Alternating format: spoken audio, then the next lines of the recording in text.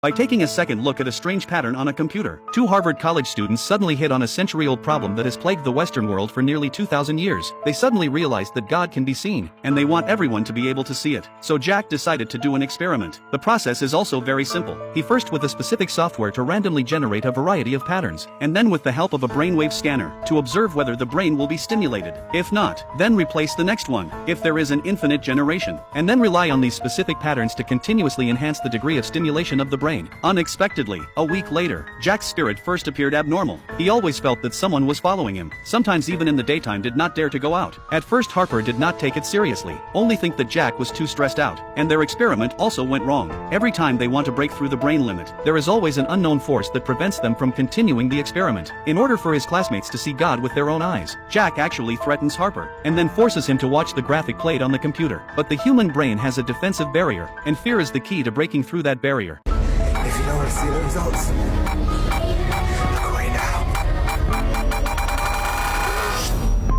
At the end of the experiment, Harper sat motionless in the chair. The brain is a blank. At first Jack thought the experiment was successful. Unexpectedly Harper, in the cordial greeting Jack, took the clothes and left the laboratory angrily. But not long after, Harper gradually felt wrong, and then the next second the sky in an instant into the dome of the church. At this moment, the brain successfully broke through the design barriers of the creator, allowing him to see the world outside of three-dimensional space. When Harper woke up again, he found himself lying in a hospital bed, and before he could figure out what was going on, he saw a strange man in black standing on the corridor. He hurriedly returned to the laboratory to find Jack, but it was already a mess here, and Jack also died in the bathroom. Maybe they've really tapped into some mysterious power. See, the man in black has chased over. Harper hurriedly ran out, and finally fled back to his home. There is a letter at the door. Open a look inside was Jack's dying video. He recorded all his murder process, and finally he told Harper must complete the experiment for himself. But now Jack is dead. Then who sent these things? At this time, Harper suddenly remembered a conversation with Jack. Jack said that God or other creators are not ethereal existence. They are just higher dimensional life forms, and human brains are designed by them. But as long as they can break through the design barriers, human beings can see the nature of the world. Jack called this process God mode.